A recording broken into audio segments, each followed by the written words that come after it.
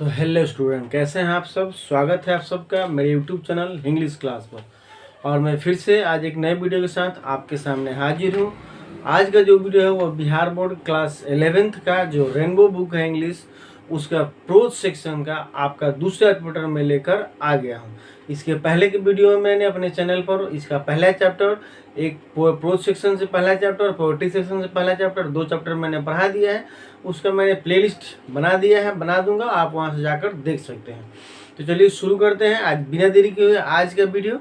आज की वीडियो में हम लोगों को क्या देखना है, क्या पढ़ना है। आज का जो वीडियो है बहुत महत्वपूर्ण होने वाला है। एक तो पहले जीके की दृष्टि से भी और दूसरा आपका इंग्लिश के दृष्टि से भी, दोनों एंगल से जो है यह लेसन, ये वीडियो बहुत महत्वपूर्ण होने वाला है। ठीक है, तो चलिए आइए शुरू करते हैं बिना देरी की हो। देखिए आप लोग यहाँ पर हेडिंग देख सकते हैं, मैंने क्या लिखा है। लिखा है आपका कि बिहार बोर्ड आपका जो है Bihar board class 11th rainbow English chapter 2 है और ये है Nalanda ancient city of learning. ठीक है, और डॉक्टर राजेंद्र प्रसाद, इसके लेखक जो है डॉक्टर राजेंद्र प्रसाद है। अच्छा, इसको मैं यहाँ पर पार्ट 1 कर देता हूँ। ठीक है, PAT पार्ट 1 इसलिए कर देता हूँ क्योंकि यह लेसन जो है बहुत ही महत्वपूर्ण है। एक भी पॉइंट मैंने कई बार कोशिश किया है कि इस पूरे लेसन को एक वीडियो में बना दूं, लेकिन बहुत इंपॉर्टेंट पॉइंट छूट जाता है। इसलिए इस वीडियो को मैं दो पार्ट में बनाऊंगा। ठीक है, एक पार्ट यह है और इसके बाद वाला वीडियो में इसका दूसरा पार्ट बना दूंगा, क्योंकि अगर एक पार्ट में बनाता है तो बहुत ही मतलब कि लंबा वीडियो हो जाता है या बहुत चीज़ें छूट जाता है। ठीक है, और छोड़ने वाला कोई नहीं बात है, इसमें बहुत इंपॉर्टेंट लेसन है। इसलिए हम लोग इस वीडियो में पार्ट 1 देखेंगे और इसका पार्ट 2 जो है वो दूसरे वीडियो में हम लोग देखेंगे। तो चलिए शुरू करते हैं। Nalanda the ancient city of learning. Nalanda का नाम आप सभी लोग सुने होंगे।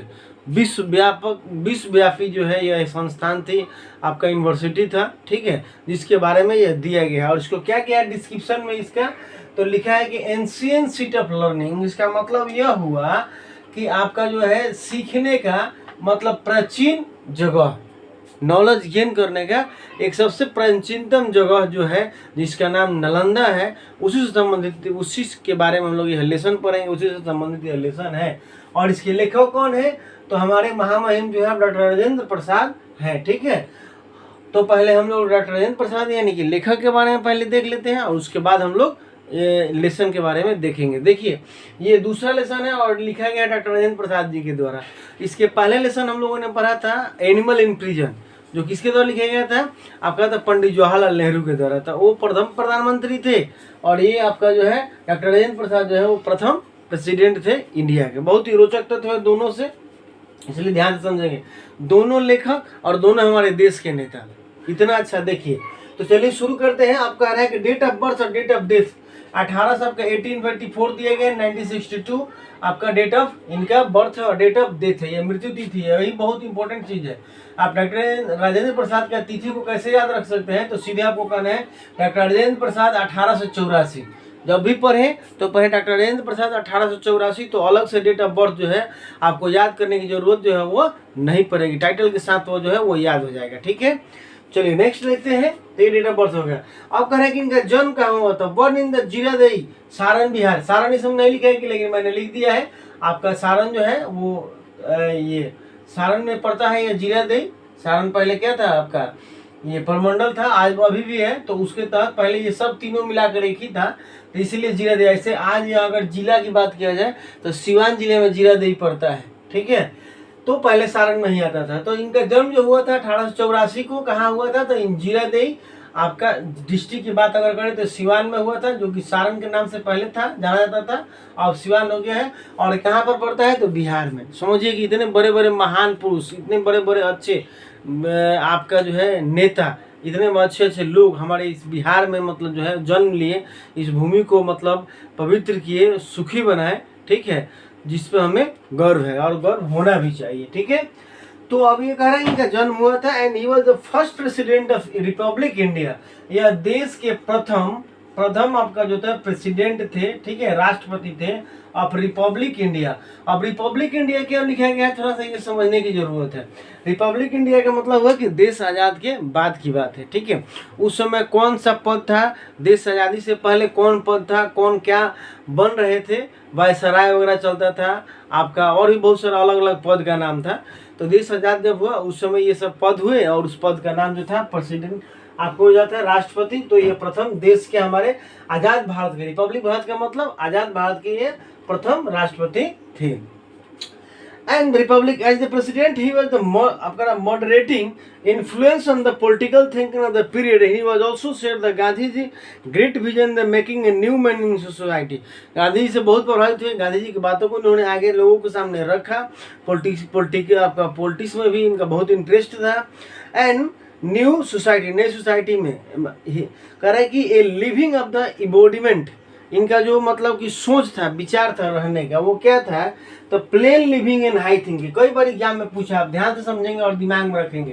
Plane living in high thinking इनका सोच था, मतलब सिंपल रहिए और बहुत ही क्या है, उच्च विचार रखिए अपने, ये इनका मतलब है कहने का। डॉक्टर राजेंद्र प्रसाद साहब का जो था यही आपका तरीका था इनको जीने का, रहने का। आजकल के लोगों में क्या हुआ है, बस थोड़ा सा कुछ हुआ नहीं और लगे उड़ने, एकदम झाड़ फीस करके मोबाइल हाथ में लेकर बाइक चलाने लगे, और कुछ नहीं है, पूछ लीजिए तो कुछ नहीं है, ठीक है। लेकिन उनका ऐसे नहीं था, बिल्कुल सिंपल लिविंग, मतलब आप जज नहीं कर सकते हैं उनके बॉडी पोस्चर से, इतना बड़ा ये नेता महान व्यक्ति होंगे, ठीक है। तो ये इनका क्वालिटी था कि ये किसका सोच है, प्लेन लिविंग हाई थिंकिंग, तो डॉक्टर राजेंद्र प्रसाद का। आगे बढ़ते हैं। और डॉक्टर राजेंद्र प्रसाद स्टेटमेंट, अब देखिए क्या क्या थे इनके, अगर क्वालिटियाँ क्या क्या थी, ये कौन कौन से आपका रोल प्ले की, एक तरह से कहिए कि, ठीक है, क्योंकि हम लोग जो एक घर में रहते हैं, एक परिवार में रहते हैं, तो कई रोल हम लोग को प्ले करना पड़ता है, हर एक आदमी के अंदर कई सारी क्वालिटी या गुण होता है। तो थोड़ा सा हम लोग देख सकते हैं कि डॉक्टर राजेंद्र प्रसाद के अंदर जो थी वो इनमें से कौन कौन क्वालिटियाँ थी इस पार्ट में।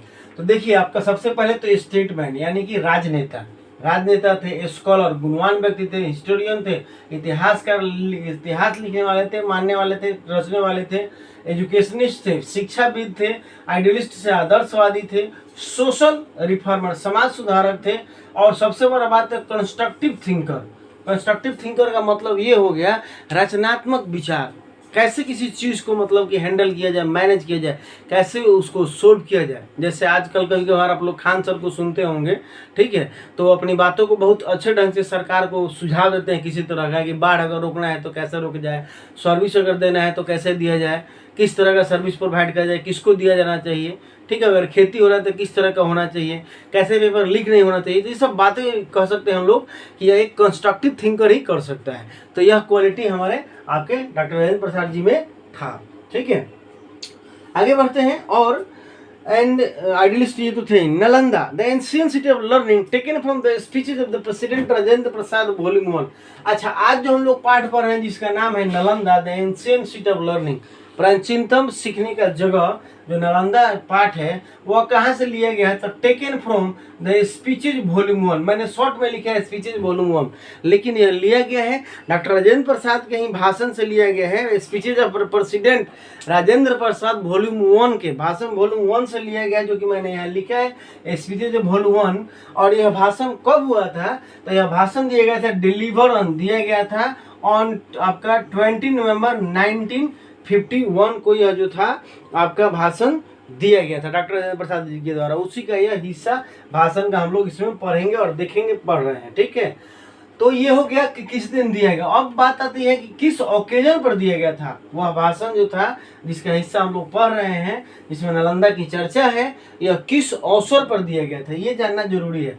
तो देखिए इसमें लिखा गया है ए स्टोन लेइंग सेरेमनी, मतलब कि नींव रखने का फंक्शन था of Magadh research institute Nalanda में एक नई इंस्टीट्यूट का मतलब नींव डाला जा रहा था, रखा जा रहा था, उसकी शुरुआत की जा रही थी। उसी के उपलक्ष्य में डॉक्टर राजेंद्र प्रसाद जी को बुलाया गया था, इनवाइट किया गया था, वहीं पर उन्होंने भाषण दिया था। उसी भाषण का यह हिस्सा है।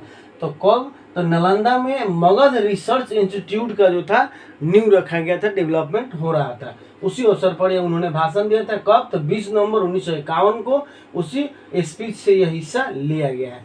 अब बात आती है कि इस स्पीच में इन्होंने भाषण में क्या चर्चा किया, किस चीज़ की बातें उन्होंने कहा, किसकी चर्चा की है। तो in this speech doctor Rajendra Prasad initiated the past glory of Nalanda university. इस बात में आप देखिए, ये तो बाद में बना मगध रिसर्च इंस्टीट्यूट, लेकिन नालंदा तो बहुत पुरान था बहुत ही, लेकिन वहीं पर बना। तो अब उसी को जब उसी एरिया में जा रहे हैं और उसी प्रसिद्ध चीज़ के बारे में अगर नहीं बोलते हैं, नहीं कहते हैं, तो थोड़ा सा क्या होगा, मतलब कि वर्णन नहीं करना अच्छा नहीं बात होगा। इसलिए उन्होंने नालंदा के बारे में ही कहा। और इसमें क्या उन्होंने वर्णन किया है, तो past glory of Nalanda university.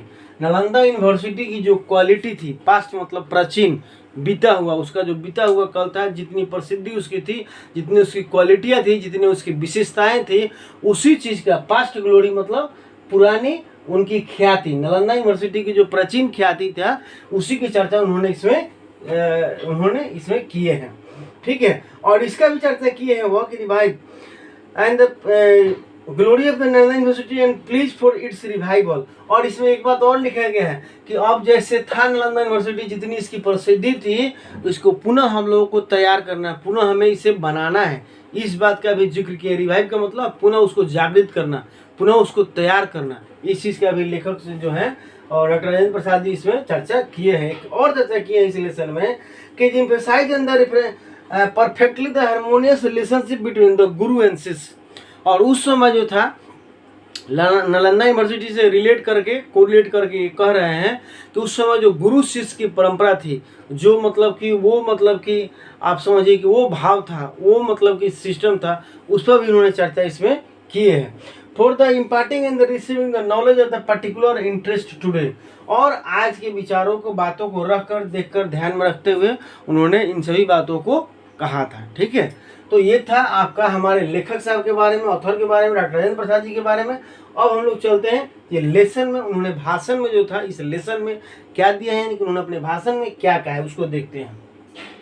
तो देखिए, सबसे पहला पैराग्राफ है कि we have gather here to Nalanda आपका renowned in ancient university town with the noble same of the reviving the ancient glory of Nalanda in the worlds of the knowledge. Doctor Rajendra Prasad ji कहते हैं लोगों से कि हम लोग आज यहाँ पर, क्योंकि किसका मगध रिसर्च इंस्टीट्यूट का स्टोन लिंक सेरेमनी था, तो वहाँ पर लोग इकट्ठा हुए थे। तो वो भाषण में कहते हैं कि देखिए, आज हम लोग यहाँ इकट्ठा हुए हैं, ठीक है, तो किस चीज़ क्या था, एक नोबल एम लेकर, एक बहुत ही अच्छे, बहुत ही मतलब कि विचार, लक्ष्य लेकर हम लोग यहाँ पर इकट्ठा हुए। क्या करना है इस लक्ष्य में, तो university ancient town with the noble view of the ancient glory, इसके प्राचीनतम, द एंशिएंट ग्लोरी, इसकी प्राचीनतम जो ख्याति है नालंदा की, उसको हम लोग रिवाइव कैसे करें, उसको पुनः जागृत कैसे करें, कैसे उसको पहले जैसा बना दें, इस उद्देश्य से हम लोग यहाँ पर आए हैं और हम लोग हैं, और हमें रखना चाहिए। ठीक है, क्योंकि पुनः वो मतलब जागृत हो जाए, पुनः चले। आगे हम लोग बढ़ते हैं। The government of the with the objective the view, और सरकार की जो यही मानना भी है, व्यू भी है, decided to establish the Magadh research institute for the study of Pali and Prakrit and research of the Buddhist literature and the philosophy. और इसका जो करने के पीछे रीजन भी था आपका मगध रिसर्च इंस्टीट्यूट का, तो मुख्य रीजन यह था आपका कि देखिए, ये मैंने शॉर्ट में लिखा है MRI का मतलब वो Magadh research institute for the study of the Pali and Prakrit भाषा और पाली भाषा को स्टडी करने के लिए, पढ़ाए जाने के लिए मगध इंस्टीट्यूट आपका जो है, इसको मगध रिसर्च इंस्टीट्यूट की स्थापना किया जा रहा था। वहाँ पर किस चीज़ को पढ़ाने के लिए, तो आपका पाली और प्राकृत भाषा को। ठीक, तो अब देखिए, वो इसके साथ साथ कह रहे हैं कि अब दोनों डेवलप करेगा, ऐसा हमें मानना है, ऐसा हम लोग का सोच रखना है कि हम लोग को दोनों डेवलप करना है, दोनों को आगे बढ़ाना है, मगध को भी और पुनः नालंदा को भी जीवित करना है। ऐसे अपनी जगह पर तो ठीक है, लेकिन पहले जैसी बात नहीं रही। ठीक है, तो उसे हमें उसको वापस पुनः लाना है, कोशिश करना है। ठीक है, तो अब देखिए, अच्छा देखिए, यहाँ पर यहीं पर यह चीज़ बनाने के पीछे रीजन एक था। आप लोग देखिएगा नए नए जब गीत आते हैं ना, तो एक गीत जो है अगर मतलब कि पुराना हो जाता है तो फिर तुरंत दूसरा गीत आता है उस गीत को चमकाने के लिए, चाहे जो भी करने के लिए, मार्केट में चलाने के लिए। उसी तरह नालंदा को प्रसिद्धि दिलाने के लिए, पुनः ख्याति दिलाने के लिए, या वहीं पर इस इंस्टीट्यूट को इसे खोला गया ताकि इससे भी फिर लोगों का लगाव नालंदा से भी हो जाए। जो लोग यहाँ पर आएंगे उनका लगाव नालंदा से भी हो जाएगा और नालंदा के बारे में भी वो जानेंगे, पढ़ेंगे। ठीक है, तो ये बात आपका है। और एक तो था पाली और प्रकृत होगा ही, दूसरी बात and the research Buddhist literature, और यहाँ बौद्ध साहित्य को भी लोग पढ़ेंगे, जानेंगे, एंड फिलोसफी, आपका जो है बौद्धिस्ट लिटरेचर एंड फिलोसफी, इस दोनों को भी लोग जानेंगे पाली और प्रकृत भाषा के साथ साथ। इसलिए मगध इंस्टीट्यूट रिसर्च जो है उसकी स्थापना की जा रही थी और रखा गया था। ये हमारे डॉक्टर राजेंद्र प्रसाद जी का कहना है।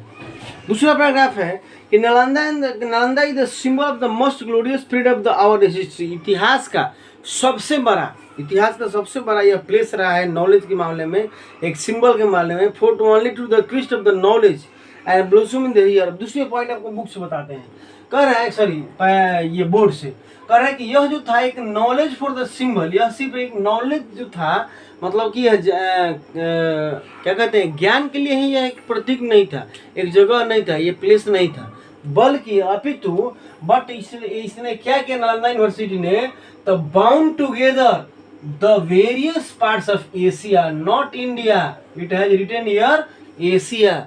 तो सिर्फ ऐसा नहीं कि नालंदा यूनिवर्सिटी जो था प्रसिद्धि जो इसको मिली थी या फेमस जो हुआ था वो सिर्फ अपने नॉलेज के वजह से हुआ था, सिर्फ ऐसा नहीं था। इसके यह भी एक और कारण था कि इस यूनिवर्सिटी ने एशिया महादेश के, मतलब कि हमारा जो महादेश है जिसमें हमारा देश इंडिया आता है, तो एशिया महादेश के अलग अलग पार्ट के अलग अलग देशों को भी इसने जोड़ने का, साथ रखने का, मिलाने का नालंदा यूनिवर्सिटी का प्रयास रहा। ठीक है, आपका ये जोड़ने का और मिलाने का कैसे प्रयास रहा, तो जब हम लोग आगे पढ़ेंगे तो पूरा डॉक्टर राजेंद्र प्रसाद जी अपने भाषण में कहे हुए हैं, इससे हम लोग को मिलेगा, इसलिए घबराना नहीं है, समझना सुनना है ध्यान से। ठीक है, चलिए आगे बढ़ते हैं। तो ये मिलता है the message of Nalanda hot across the mountain of the ancient Asian and the land. कह रहा है कि नालंदा की प्रसिद्धि जो थी पहाड़ों के उस पार, हिमालय के उस पार तक थी, मतलब विदेशों तक, कहने का मतलब।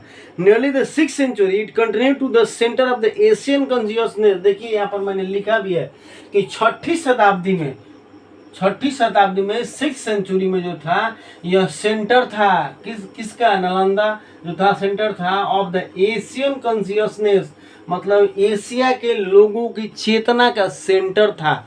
मतलब अगर किसी को कुछ अगर पाना है, मन की शांति पाना है, सीखना है, समझना है, पढ़ना है, ज्ञान लेना है, कुछ शिक्षा लेना है, कुछ भिक्षा लेना है, कुछ मतलब कि और जितनी चीज़ सीखना था, तो वह एक चेतना का केंद्र भी माना जाता था पूरे एशिया का, नॉट इंडिया, पूरे एशिया का यह चेतना का सेंटर बना हुआ था। कौन, नालंदा यूनिवर्सिटी। ठीक है, नेक्स्ट आगे point, and the history Nalanda date back to the lord Buddha and lord Mahavir.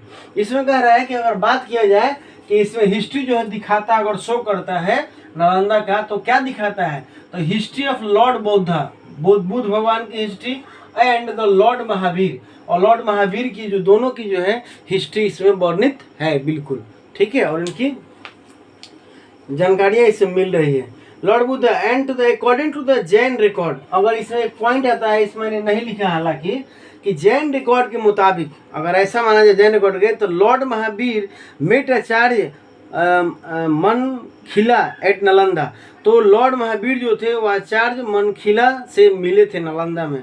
Lord Mahavir is said to have lived here for 14 years, और कहा जाता है कि लॉर्ड महावीर जो थे ये, ठीक है, भगवान महावीर जो थे वह यहाँ पर नालंदा में, Mahavir lived here for 14 years, 14 वर्ष तक वहाँ पर वह रहे थे, सीखे थे, पढ़े थे। मतलब इतना अच्छा जो था वह प्लेस था, जगह था कि जो चल जाए उसको आने का मन नहीं करता था। ठीक है, इतनी इसकी ख्याति थी, इतनी इसकी प्रसिद्धि थी, इतना इसका आपका जो था मतलब कि पब्लिसिटी थी, तो वहाँ पर रहे। और कुछ पॉइंट है, अकॉर्डिंग टू द सूत्र कृतांग, अगर सूत्र कृतांग की बात किया जाए तो Lepa the rich citizen of Nalanda, according to देखिए मैंने शॉर्ट में लिखा है, इसको आप लोग अकाउंट मत समझिएगा, अकॉर्डिंग टू लिखते तो थोड़ा सा लाइन बड़ा हो जाता है, इसलिए मैंने शॉर्ट में लिखा है कि अकॉर्डिंग टू सूत्र कीर्तांक, अगर सूत्र कीर्तांक के हिसाब से अगर देखा जाए माना जाए तो इन्होंने लिखा है, अपने कहा है कि लेपा एक व्यक्ति थे, और कौन व्यक्ति थे, तो हैव टू लिव, ये लेपा जो थे एक rich citizen of Nalanda, Nalanda के बहुत धनी व्यक्ति थे, नागरिक थे, जिन्होंने वेलकम किया था किसका, तो लॉर्ड बुद्धा का इन्होंने वेलकम किया था, ठीक है, कौन, लेपा। और कहाँ से जानकारी मिलती है, तो आपका सूत्र कीर्तांक के द्वारा यह जानकारी मिलती है कि आपका लेपा जो थे, यानी कि रिच सिटीजन ऑफ नालंदा, उन्होंने भगवान बुद्ध का स्वागत किया था, मतलब उनके आगमन पर, एंड बाद में क्या हुआ, एंड बिकेम हिज डिसाइपल, और ये जो लेपा थे वो लॉर्ड बुद्धा के यानी कि बुद्ध के जो थे शिष्य बन गए, ठीक है। तो ये बातें थी, आगे बढ़ते हैं। And with the entire wealth and possession became his disciple, पूरे मतलब ऐसा नहीं कि सिर्फ शिष्य बन गए, पूरे कहे कि मेरे पास जितना धन दौलत है गुरुजी सब आपका है, समझिए कि हम जब आपके हो गए तो मेरा हर कुछ आपका है, ऐसा समर्पित हो गए उनके प्रति। अकॉर्डिंग टू लामा तारानाथ, एक और बात आती है और एक और व्यक्ति का डिटेल हमें मिलता है कि अकॉर्डिंग टू लामा तारानाथ कह रहा है कि समाधि ऑफ द सारीपुत्र, अब सारीपुत्र कौन थे, एक और जानकारी मिलती है इनके माध्यम से, तारानाथ के माध्यम से, कि समाधि जो था वो सारीपुत्र, और सारीपुत्र कौन है, तो उस समाधि according to the lama Taranath ये learned historians of the Tibet के एक बहुत ही जानकार हिस्टोरियन थे, ठीक है, मतलब हिस्ट्री करने वाले व्यक्ति थे, कौन, आपका सारीपुत्र तिब्बत के बहुत ही ग्रेट हिस्टोरियन थे। तो अकॉर्डिंग टू लामा तारानाथ के द्वारा समाधि जो थी सूत्रपुत्र, यहाँ पर सारीपुत्र की जो समाधि थी सर्वाइव रही, कब तक रही, तो till the rain of empire Ashok का, यानी कि अशोक महान जो थे वहाँ उनके कार्यकाल तक, ठीक है। अब कब बना था ये बात नहीं कर रहा है, अब पूरा हिस्ट्री देखना पड़ेगा तब पता चलेगा, बुक के हिसाब से, आपके लेसन के हिसाब से, कि इनके हिसाब से सारीपुत्र का जो आपका जो वो था समाधि था वह इम्पेरर अशोक तक आया था, चला था, रहा था, ठीक है, ये बात इसमें बताया गया है। And installing the temple around and region of and whose enlarge it by the installing a temple around, और इसके चारों तरफ जो थे एक तरह से कहिए कि मंदिर बन गया और है वहाँ पर, ठीक है। चलिए अब तीसरा पैराग्राफ कह रहे हैं कि the through the tradition associated the Nalanda with Lord Buddha and emperor Ashok. अब बात आती है अशोक की, अशोक और इम्पेरर और बुद्ध भगवान की बात आती है। तो it emerge at the flourishing university sometimes the गुप्त एज, तो गुप्ता एज में यानी कि गुप्त एज में, चंद्रगुप्त जो भी कहिए, उस गुप्ता एज में था आपका जो नालंदा की जो ख्याति थी, प्रसिद्धि जो थी, समटाइम्स फ्लोरिशिंग यूनिवर्सिटी धीरे धीरे बढ़ रहा था। लेकिन तारानाथ मेंटेन्स द बोथ बौद्ध भिक्षुक, और तारानाथ जो थे आपका ये व्यक्ति जिनके द्वारा हम लोगों ने देखा बौद्ध भिक्षुकों का बहुत ही वहाँ पर स्वागत किए, मेंटेन किए उनके हर चीज़ों को। एंड नागार्जुना एंड आर्य देवा were the associated with the Nalanda university, दो व्यक्ति का और नाम आता है कि ये जो दो थे नालंदा यूनिवर्सिटी एसोसिएटेड थे, संबंधित थे। एंड से the further the acharya Ding Neg visited Nalanda and the scholarly discuss in the 4th century. अब महत्वपूर्ण बात समझने वाली जो बात आ रहा है, इन 4th सेंचुरी, देखिए बात तो 6th सेंचुरी की भाई चर्चा हो चुकी है, लेकिन अब धीरे धीरे हिस्ट्री की बात आ रही है तो पीछे हम लोग जा रहे हैं। अब कह रहे हैं कि 4th सेंचुरी में, 4वीं शताब्दी में जो था सेंचुरी में, मैंने शुरू में कहा था कि ये क्या रहा, तो एक आपका various part of the Asia को जोड़ने का काम किया। अब बात क्लियर यहाँ से होगा, देखिएगा कैसे। तो 4th सेंचुरी में जो था फाहियान आया था, 4वीं शताब्दी में फाहियान आया था नालंदा, ठीक है। जो कौन था, एक तो चाइनीज पिलग्रिम था, मतलब चाइनीज यात्री था, तीर्थयात्री था, जो आया था कुछ समझने सीखने देखने के लिए इंडिया में। और कहाँ गया था, नालंदा में। किस सदी में आया था, तो 4वीं शताब्दी में जो था वह आया था, ठीक है। तो 4वीं शताब्दी में आपका फाहियान जो थे हमारे नालंदा को देखने के लिए वहाँ पर आए थे। तो थोड़ा सा देख लेते हैं कि ये क्या देखें। Visited Nalanda and saw that a stupa of structure at the spot where the Sariputra took birth and died, और उन्होंने इस स्तूपा को भी देखा, समाधि को, जिसको हम कह रहे हैं सारीपुत्र। तो इसके समाधि को भी, कहाँ इनका जन्म हुआ, कहाँ इनकी मृत्यु हुई, कहाँ इनका कब्र था, इस चीज़ को भी जानने का फाहियान ने कोशिश किया था। फहियान साहब जो थे वो इस चीज़ को भी जाने। अब जहाँ जा गए कहीं जा रहे हैं घूमने के लिए तो उस जगह के उस चीज़ को हम लोग बखूबी समझना पड़ेगा, जानना पड़ेगा, ठीक है। तो यह देखें और जानें।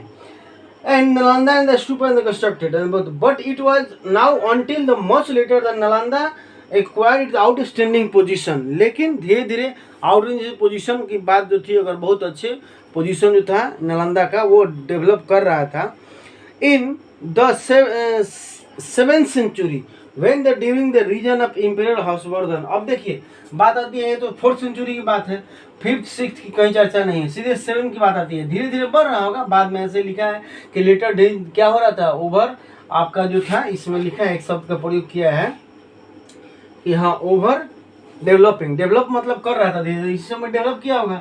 अब बात आती है 7th century की, 7वीं शताब्दी की बात आती है। तो 7th century जो था वह आया हेंगसंग, आपका एक और व्यक्ति आए, ये तो चाइनीज आपका जो तो फहियान जो थे वो 4वीं शताब्दी में आए थे। 7वीं शताब्दी में एक और व्यक्ति आए थे हेंगसंग जिनका नाम था, और यह कब आए थे आपका उस समय 7वीं शताब्दी में जिस समय इंपीरियल हर्षवर्धन का कार्यकाल था। पहले हम लोगों ने ऊपर देखा गुप्ता पीरियड अशोक की चर्चा, अब जो था 7वीं सदी में किसका पीरियड था, कौन सम्राट थे, तो हर्षवर्धन साहब थे, इंपीरियल सम्राट हर्षवर्धन साहब का रीजन था। उसी समय जो थे ये आपका हेंगसंग जो 7th century में जो था आए थे। हेंगसंग कम टू इंडिया है and Nalanda was at the highest of its glory. और 7वीं शताब्दी में जब यह आए थे घूमने के लिए उस समय at the highest of its glory, बहुत प्रसिद्धि पर, एकदम प्रसिद्धि के चरम सीमा पर, मतलब नालंदा जो था बहुत ही प्रसिद्ध हो गया था उस समय, बिल्कुल अपने टॉप पॉइंट पर था, ठीक है। At the height of its glory he rights Nalanda and right from the Nalanda. अब बात आती है कि ये हेंगसंग जो थे इन्होंने राइट्स लिखते हैं, हेंगसंग अपनी किताबों में जो स्टडी किए, देखे, घूमे, समझे, उन्होंने अपनी किताब में अपनी बातों में लिखा कि that is the drive it's name from the Nalanda. अगर नालंदा की बात किया जाए तो यह वर्ड जो था इसका नाम जो आया वो कहाँ से आया, तो ड्राइव फ्रॉम नालंदा, इस शब्द जो था मिलाकर नालंदा का नाम पड़ा। अब इसका मीनिंग भी उन्होंने बताया है कि नालंदा का क्या मतलब हुआ। तो नालंदा का मतलब होता है peace of mind, peace of mind अगर बात किया जाए तो पीस ऑफ माइंड होता है। नालंदा का मतलब हो गया कि PAC, पीस ऑफ माइंड। ऐसा उन्होंने किसने लिखा, तो आपका हेंगसंग ने लिखा अपने किताब में, चाहे जो भी है जहाँ भी लिखा उन्होंने, तो इस चीज़ का चर्चा इसमें है, ठीक है स्टूडेंट। तो आज हम लोग इस वीडियो में 3 पैराग्राफ तक पढ़े, इसके बाद चौथे पैराग्राफ से हम लोग ऑडियो अगले वीडियो में पढ़ेंगे, क्योंकि वीडियो बहुत बड़ा हो जाएगा, आपको समझने में पढ़ने में कठिनाई होगी। आज के वीडियो में हम लोग इतना ही देखते हैं। इसके तुरंत बाद में इसका पार्ट 2 लेकर आऊँगा, जिसमें 4 पैराग्राफ से लेकर जितना पैराग्राफ तक 11 या 15 पैराग्राफ तक दिए गए, जिसको हम लोग समझेंगे। इसी तरह ऑब्जेक्टिव टाइप हम लोग समझेंगे, क्योंकि ये जितना क्वेश्चन मैंने लिखा है ये सभी समझिए कि ऑब्जेक्टिव क्वेश्चन है। आप चाहेंगे तो इसको नोट कर सकते हैं, वीडियो को पॉज करके, रोक करके, बहुत ही फायदेमंद होने वाला है। इतना पॉइंट अगर आप पढ़ लेते हैं, समझ लेते हैं, तो अलग से आप इस चैप्टर को बार बार पूरा लंबा चैप्टर को पढ़ने की जरूरत नहीं पड़ेगी। आपका पूरा जो ऑब्जेक्टिव क्वेश्चन जो है वो यहाँ से तैयार हो जाएगा, ठीक है। तो आज की वीडियो में इतना ही, फिर मिलेंगे अगले वीडियो में, तब तक के लिए थैंक यू, नमस्ते।